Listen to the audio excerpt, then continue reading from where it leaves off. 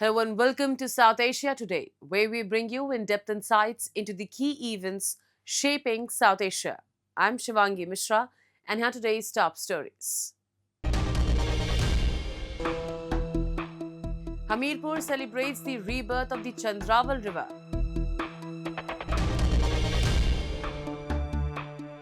Nepal's election campaign turns increasingly hybrid.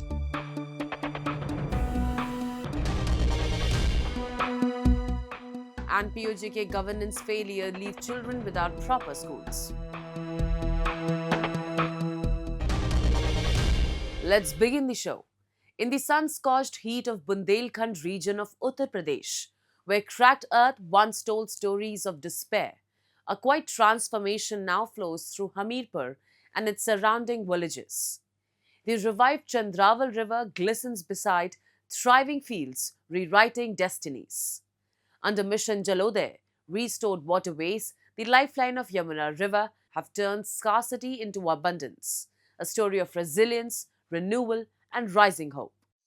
Nestled in the Bundelkhand region, Hamirpur is known for its fertile plains and resilient farming communities. Blessed by rivers such as the Yamuna River and the Betwa River, the district is now witnessing the revival of the Chandraval River. The Chandraval River originates in Mahoba district and flows into Hamirpur district, where it runs for approximately 68 kilometers. After traversing this length, the river enters Banda district, where it ultimately merges with the Kane River. There was a time when water scarcity shaped life here. Uncertain rains and drying rivers made farming a constant struggle. Today, that story of Hamirpur has changed. Meet Guddi, a farmer whose life changed with the revival of the Chandraval River. Once worried about every drop of water, she and her husband can now farm with confidence, knowing their fields will flourish. Chandrawal अमना नदी के इधर हम रहते हैं। इधर हमारा मकान है। ये यमुना नदी के कैनाल पंप के इधर हमारा मकान है। उससे हम अपने खेती में गुजारा करते हैं, सब्जी बोते हैं, उसको बेचते हैं, उसी से हमारा घर चलता है, बच्चे पालते हैं। जो जानवर रखे हैं उससे दूध खाते हैं, बेचते हैं थोड़ा बहुत, उसी से अपना गुजारा करते हैं। उसी से पानी लगता है जमुना नदी से, चंद्रावल नदी से। Under the Mission Jalodaya campaign, the district administration launched an ambitious river restoration drive. Natural water channels were cleaned, desilted, and deepened to restore their original flow. With the improved management of the Yamuna and Betwa river, groundwater levels have risen significantly. Farmers who once relied solely on monsoon rains now have access to dependable irrigation. This effort was not merely about cleaning rivers, it was about reviving ecosystems, strengthening agriculture, and securing a sustainable future for generations. लोगों को हम लोग ने ये भी बताया कि किस तरह से एक जो नदी है उसका हमारे जीवन में योगदान रहता है, और इसका प्रभाव ये हुआ कि आज हम देख पा रहे हैं कि जो हमीरपुर के अंदर जो वाटर टेबल है, एक और तो वो बढ़ा ही है, साथ ही जो किसानों की आमदनी है वो भी बहुत ज़्यादा बढ़ गई है। आज हम देख पा रहे हैं कि जो कृषि का हमारा क्षेत्र था वो भी लगभग 200 से 300% इंक्रीज हुआ है, जो नेट सोन एरिया है। साथ ही प्रोडक्शन हम देखें, आज यहाँ पे हम लोग, हमारा जो किसान है वो कई ऐसी क्रॉप्स जो एक स्वप्न हुआ करता था, चाहे वो राइस हो या और भी वाटर इंटेंसिव क्रॉप्स हो, वो भी की जा रही है। तो ये इस चीज़ को दर्शाता है कि यदि हम जो भी हमारे पास प्रकृति के द्वारा दिए गए जो भी नदी और जो भी जल संसाधन है, यदि उनका उचित रूप से हम लोग प्रबंधन करें तो एक क्रांति हम लोग ला सकते हैं, और इसका व्यापक पैमाने पे एक सकारात्मक परिवर्तन हो सकता है। A cornerstone of this revival is the Modaha Dam, which has become a lifeline for surrounding villages. Through an extensive canal network, water now reaches fields consistently, allowing farmers to grow 2 to 3 crops a year instead of just one. Agricultural productivity has surged, incomes have improved, and confidence has returned to rural communities. देखिए, सिंचाई विभाग के द्वारा यहाँ इस ज़िले में काम कराया जाता है। इसमें 1000 किलोमीटर से ज़्यादा लंबी नहरें हैं जो विभाग की हैं, और मौधा डैम के नाम से एक हमारा डैम है, ब्रह्मानंद जलाशय है उसका, इस डैम के थ्रू हम लोग 350 किलोमीटर से ज़्यादा लंबी नहरों के थ्रू यहाँ के किसानों को पानी देते हैं। जैसा कि आप सब जानते हैं, बुंदेलखंड एरिया जो है वो वाटर स्कार्सिटी का एरिया है, पानी बरसात भी कम होती है, तो इस वजह से हम लोग के पास चैलेंजेस ज़्यादा हैं। Alongside water reforms, renewable energy has added a new dimension to this transformation. A 750 kilowatt solar power plant now supports the irrigation system, reducing dependence on diesel and unreliable electricity. Solar powered pumps provide steady daytime water supply, lowering cultivation costs and promoting clean energy. Farmers are truly happy with the impact of the dam project and the solar plant, as both have strengthened irrigation, reduced expenses, and made farming more secure and profitable. जो solar plant का उत्पादन है तो 750 का kilowatt का उत्पादन करा रहे हैं इसमें। इसका उद्देश्य था कि हम उत्तर प्रदेश पावर कॉर्पोरेशन को अपना बिजली बेचेंगे तो उनसे जो आय होगी तो एक दिन ये पूरी परियोजना किसानों को समर्पित हो जाएगी। तो इसका जो मेंटेनेंस रनिंग कॉस्ट होगा वो हम बराबर लगभग पड़ता है, इससे उसकी भरपाई हो जाएगी। तो इस परियोजना पे आगे चल के भविष्य में कोई भी अलग मेंटेनेंस करने की आवश्यकता नहीं पड़ेगी। इस उद्देश्य से इसका सोलर प्लांट का जनरेशन किया गया है।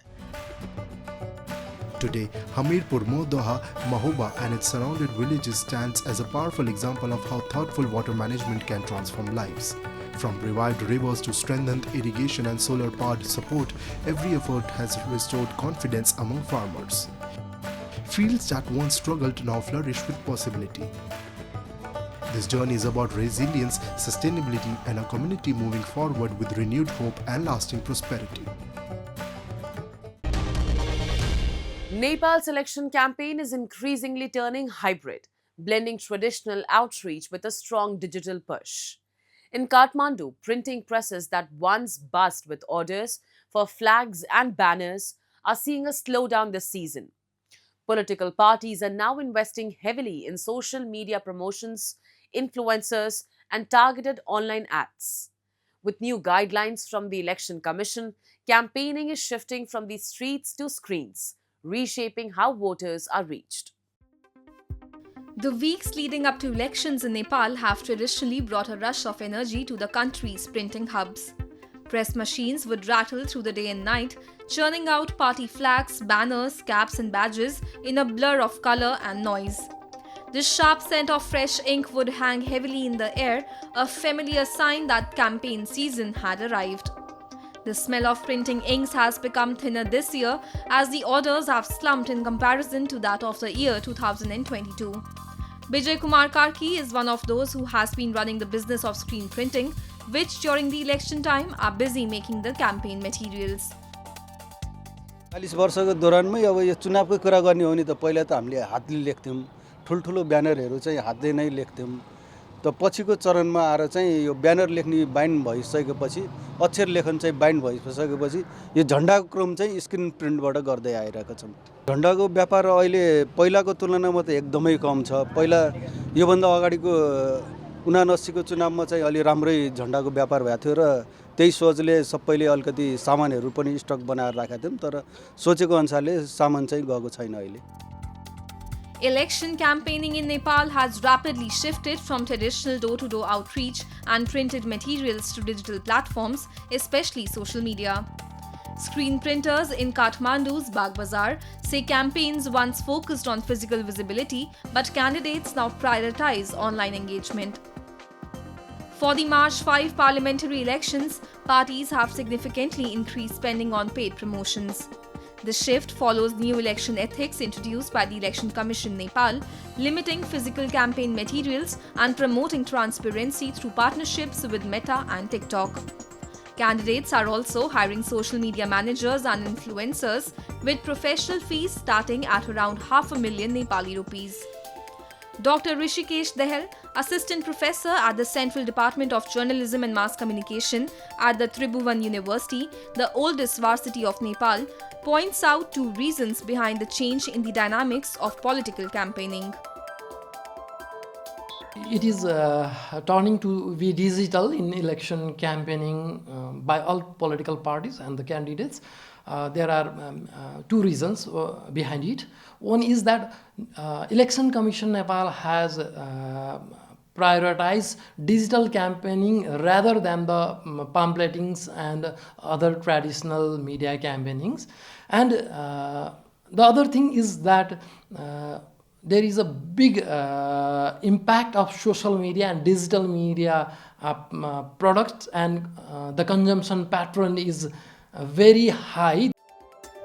During this period, around 500 election-focused advertisements were placed on Meta platforms through more than 100 different accounts. The money paid for such advertisements goes directly to Meta. These ads are displayed across Facebook, Instagram, Messenger, and Meta's audience network, which includes third-party apps and websites partnered with Meta. Social media भने त एउटा जनचेतनाको माध्यम भयो र main जनचेतना भने नै के अरे मान्छेलाई चाहिँ एउटा चाहिँ प्रचारको माध्यमै हो जस्तो लाग्छ मलाई यो किनभने देख्ने दृश्य चेतना हुन्छ नि एउटा देखेपछि मान्छेले थाहा पाउने त्यो चाहिँ सबभन्दा ठुलो चेतना हो जस्तो लाग्छ किनभने यो चुनाव भने चाहिँ यो धेरैलाई बुझाएर र एउटा चाहिँ बौद्धिकता स्तरले चाहिँ यो दिने मतदान हो नि त्यही भएर यो चाहिँ यहाँ बौद्धिकता पनि छ र अनपढहरूले पनि यो मतदान गर्ने भएको भएर यसलाई चाहिँ दृश्य कलाकारहरूको दृश्य जुन चित्र छ नि त्यसले नै बोल्छ. When placing ads on Meta, political campaigns target users based on age, location, interest, and online behavior, enabling tailored messaging. These ads have received over 1 million views and feature party information, leader speeches, interviews with families of Gen Z martyrs, and direct appeals for votes. As elections near, aggressive social media campaigning has intensified, an area governed by the Election Commission's Code of Conduct. The Gen Z protest last September, which began on social media, also used platforms like Discord to coordinate and select Sushila Karki as interim leader. Observers say the growing influencer of digital content is increasingly shaping voter perceptions.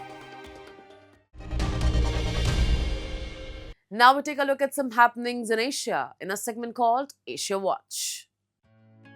Homing pigeons in Iraq are at the heart of the country's bird sporting scene, where they are bred and trained for competitive races. Since 2023, the Najaf International Racing Point has been training birds from across the nation, raising and conditioning them to withstand hours of continuous flight in preparation for long-distance races stretching hundreds of kilometers. Owner Fares Fidel said the center trains thousands of pigeons in a desert loft, starting with quarantine checks and followed by flight training. Each bird wears an electronic identification ring, allowing pigeon owners and organizers to track performance accurately. Birds train for a full year before competing. At dawn, the cages opened in unison as the pigeons took to the sky over Basra's Al-Fa, soaring in a single direction toward Najaf, the final racing point. The competitions continue Iraq's enduring tradition of pigeon racing, a pastime rooted in history, when homing pigeons once served as a vital communication lifeline, used to deliver messages across cities. Thousands of Serbian farmers blocked main roads across the country this week, demanding stronger subsidies and protection from cheap imports, as rural incomes strain under rising input costs and weak commodity prices. The protests started almost 2 weeks ago and have spread across the country, with most road blockades expected to last several hours, disrupting traffic along 42 main roads. Farmers' demands include higher and more predictable subsidies, temporary restrictions, or tariffs on some agricultural imports, including cheaper foreign milk and pork, and faster payments under the system. On Tuesday, Agriculture Minister Dragan Glamakic said farmers had failed to come to talks to discuss measures aimed at improving the milk market. Some retailers had pledged to increase purchases of dairy products from farmers, he said. Protests of farmers coincide with ongoing nationwide anti-government protests that started in 2024, when 16 people died in the collapse of a canopy at a train station. Serbia is a candidate for membership in the European Union, and it has committed to harmonize agricultural policies with those of the bloc, including opening of its market to EU products. Hindu devotees in the northern town of Barsana, Uttar Pradesh, celebrated Laddu Holi on Tuesday, a traditional pre-Holi ritual honoring Hindu deity Krishna. Devotees threw traditional Indian sweets, known as laddus, and colored powder into the air and danced to music as part of the festivities. Music filled the streets as devotees danced and rejoiced in devotion.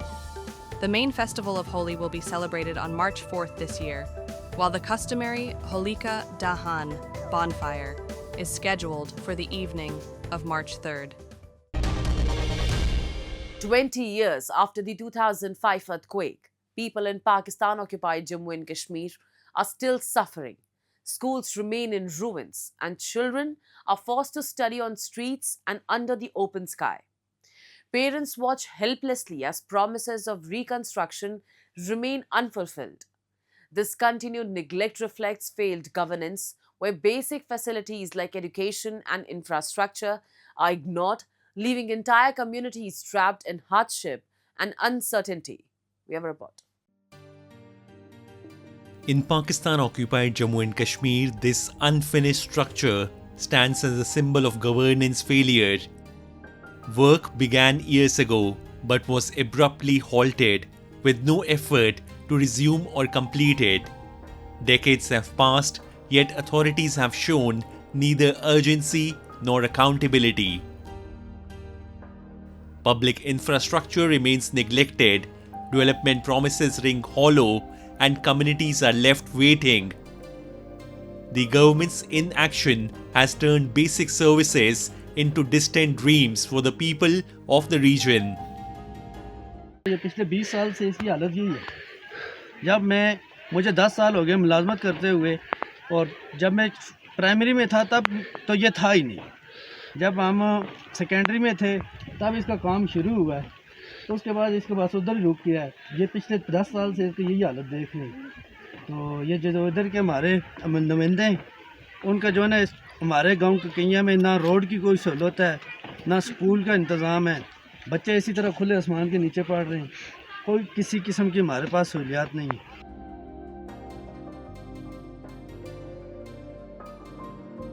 In POJK, young children are growing up without classrooms, without protection, without dignity. They study under the open sky in biting winters through snowfall and icy winds, and even in extreme summer heat. There are no proper buildings, no safe learning spaces, no basic facilities, yet they show up every day, determined to learn, while those in power remain unmoved, leaving an entire generation to struggle for something as basic as a roof over their heads. तकरीबन 122 बच्चे दाखिल हैं। इमारत ये आपके सामने है, ये एक ही कमरा है, वो भी मुकम्मल नहीं है। 5वीं की 6, चौथी के 17, तीसरी के 28 बच्चे हैं। उसके अलावा नर्सरी प्रेप के वो दाखिले के बगैर वो भी आते हैं। ज़लज़ले के बाद ऐसे ही है। ये देखो ना को बर्फ़ में क्या हाल होता है, कभी बाहर कभी किधर करके बस। क्लासों का कमरा एक ही कमरा है, ये सामने यहाँ पे। In POJK, daily life itself has become a struggle. There is no reliable infrastructure, no functioning healthcare system, no quality education, and no meaningful development. Roads remain broken, schools lie in ruins, hospitals lack basic facilities, and employment opportunities are scarce. People are left to fend for themselves, while authorities fail to respond. Decades of neglect have pushed communities into hardship, with little hope of relief or accountability in sight. Moving on, Jammu and Kashmir's Sonmarg, known for its breathtaking landscapes, recently hosted the 10th National Snowshoe Championship 2026. Athletes from across the country competed in this thrilling winter sport, showcasing endurance, agility, and skill amidst pristine snow. The event not only celebrated sportsmanship but also highlighted Sonmarg as a premier winter tourism destination. Let's take a look. The 10th National Snowshoe Championship 2026 was recently held at the scenic Sonmarg in Ganderbal district, central Kashmir. Running from Feb 14 to 15, the championship brought athletes from across India, showcasing endurance and agility on pristine snow. The competition showcased an exciting display of skill and endurance, featuring around 180 athletes representing 15 to 20 states and union territories. Organized by the Jammu and Kashmir Snowshoe Association in collaboration with the Tourism Department and guided by the Snowshoe Federation of India, the event not only highlighted the thrill of this winter sport but also positioned Sonmarg as a growing hub for winter tourism and adventure activities. 15 से लेकर 20 states इसमें participate कर रही है और ये बहुत अच्छा इवेंट रहता है क्योंकि इससे टूरिज्म में भी बहुत हम बहुत बेनिफिट्स मिलता है जम्मू कश्मीर की इकोनॉमी को एंड साथ साथ में जो हमारा स्पोर्ट्स है विंटर स्पोर्ट जो है उसको भी एक तरीके से उसमें भी लोग आगे बढ़ रहे हैं एथलीट जो है नए नए आ रहे हैं और पार्टिसिपेट भी कर रहे हैं इन इवेंट्स में। ये तो बहुत सोनमर्ग जो है विंटर में जो है हर वक्त स्नोफॉल होती है तो इसका हमें इसका बेनिफिट उठाना चाहिए। ऐसे टूरिज्म इवेंट्स होने चाहिए। स्नो शो है अभी यहाँ पर स्कीइंग भी हो रही है ऊपर, तो बहुत अच्छा इनिशिएटिव ले रही है टूरिज्म एंड साथ साथ में जो हमारा फिट इंडिया है तो बहुत अच्छा है। The event was designed to elevate Sonmarg's reputation as a premier winter sports destination, highlighting its stunning snow-covered landscapes and natural beauty. Athletes from across the country gathered here, competing in a thrilling display of endurance, skill, and agility. Beyond the competition, the championship served as a platform to promote winter tourism, encouraging visitors to experience Sonmarg's pristine environment and adventure opportunities. बहुत बढ़िया लग रहा है। मैं पहली बार आया हूँ यहाँ पे और यहाँ की जो इन्वायरमेंट है बहुत ही बढ़िया है। बहुत एडमिनिस्ट्रेशन ने यहाँ पे सपोर्ट कर रहे हैं, तो आई वुड बी एक्सपेक्टिंग कि ऐसे 2-3 इवेंट्स होने चाहिए हर साल, ताकि हम आगे जाके अदर स्टेट्स में भी बता सके the environment is very good, very protective and the support from the administration, local people, everything is great. It's awesome. ये स्पोर्ट्स विंटर टूरिज्म के लिए बहुत ज़्यादा बूस्ट है, बिकॉज अगर आप देखो तो बहुत दूर दूर से स्टेट से लोग आ रखे हैं, उनको एक नया एक्सपीरियंस मिलता है, नई जगह मिलती है, होटल्स यहाँ पे रहना, सैनिटेशन, सब कुछ इतना अच्छा है। तो एक तरह से विंटर टूरिज्म को तो बहुत अच्छा बूस्ट मिल जाता है, बिकॉज यहाँ पे अगर आप देखो हिल्स इतने अच्छे हैं, स्नो इतनी अच्छी है, तो इसीलिए ये एक बहुत अच्छा बूस्ट है। National level winter sports events play a vital role in positioning Sonmarg as a leading destination for winter adventures. By hosting athletes from across the country, these competitions highlight the region's stunning snow-clad landscapes and immense potential for snow-based sports. Beyond showcasing athletic skill and endurance, such events promote adventure tourism, encouraging visitors to explore Sonmarg's pristine environment.